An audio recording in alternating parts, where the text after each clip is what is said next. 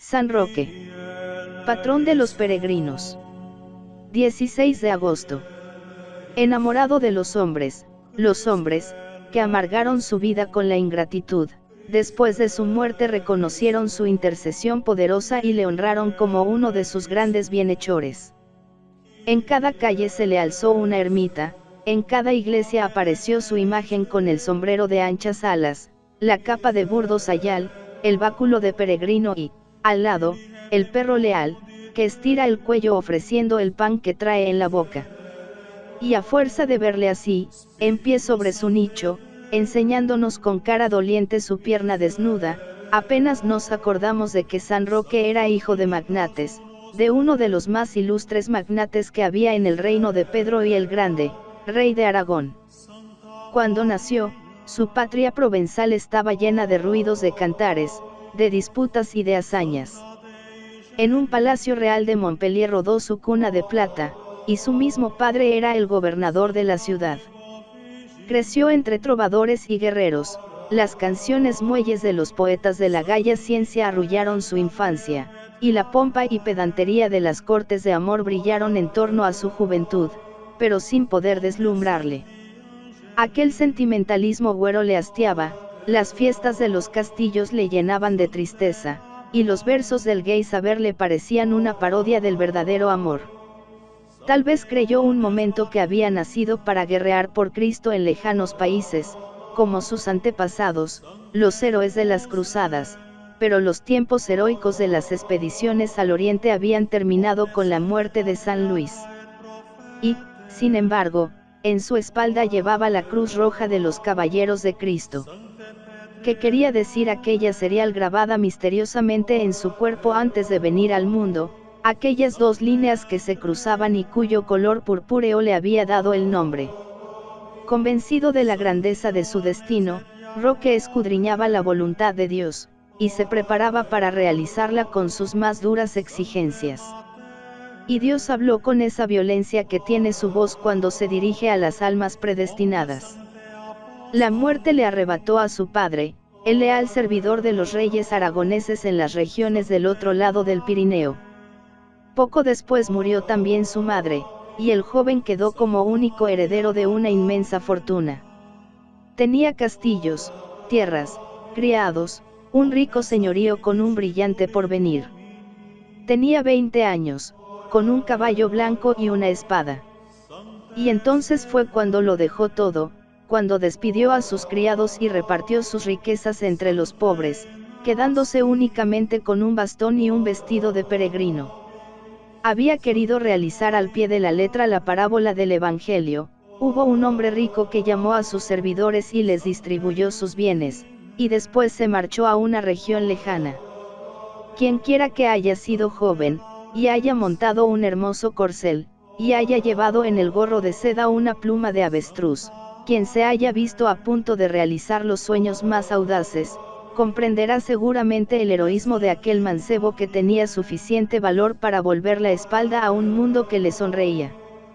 Sin embargo, para el mundo era un loco, y su vida entera seguirá siendo algo inexplicable, una verdadera locura. Entre las burlas de sus antiguos compañeros, Roque dejó su tierra, con su calabaza llena de agua y un pan en el zurrón. Y caminó por las estribaciones mediterráneas de los Alpes.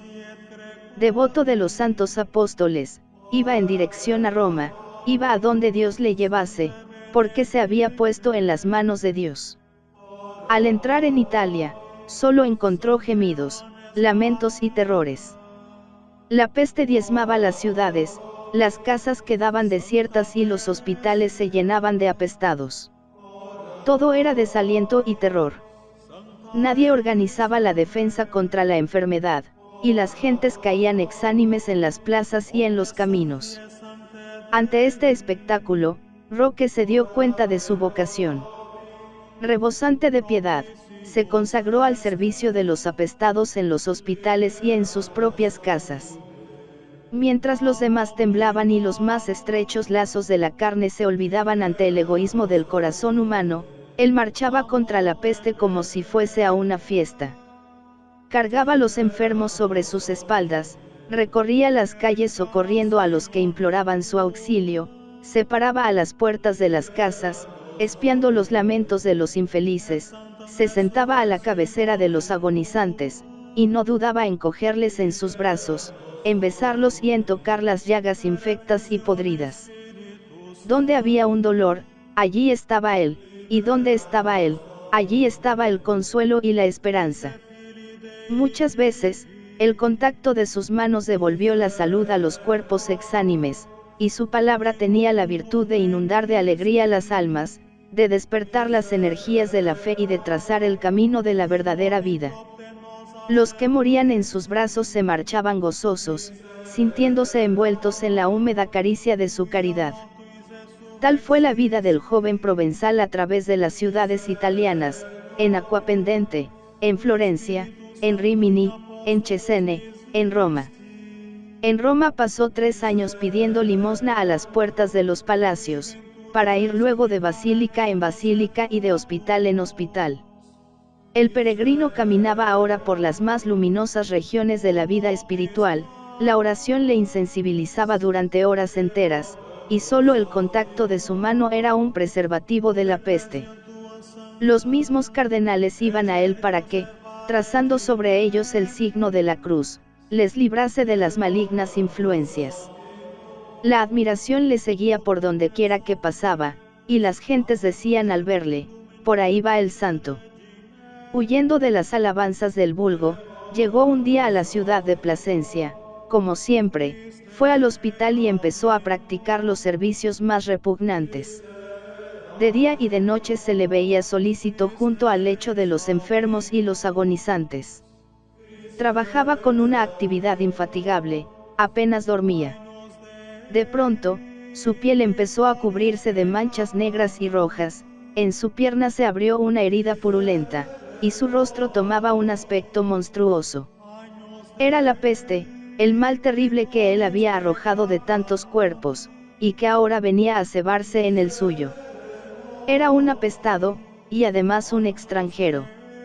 Entonces se vio hasta dónde pueden llegar los instintos feroces que duermen en el corazón.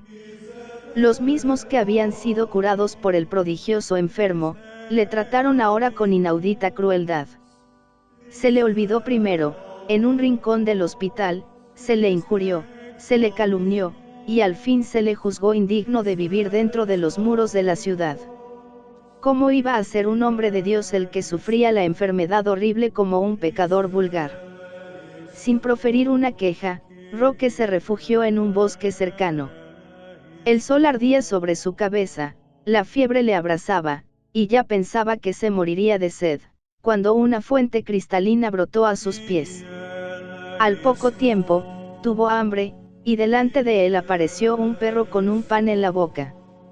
Todas las mañanas, infaliblemente, el perro salía de un castillo cercano, corría hacia el pobre solitario del bosque, dejaba el pan a sus pies y le lamía cariñoso la úlcera de la pierna. Y Roque alababa a su Dios con el alma llena de alegría. Y al anochecer, cuando las estrellas empezaban a brillar sobre aquel cuerpo enjuto y doliente, tendido sobre la hierba, podían persuadirse de que aún era posible encontrar un hombre feliz en el mundo. Después, nuevamente las rutas de Italia, los valles alpinos y los aires de la tierra patria. Ya viejo, Roque vuelve a entrar en Montpellier. Nadie le conoce. No hay en él nada del caballero que desapareció años atrás, radiante de juventud. Con su larga y revuelta melena, con su manto hecho jirones, parece un espía. Y le arrojan en un calabozo.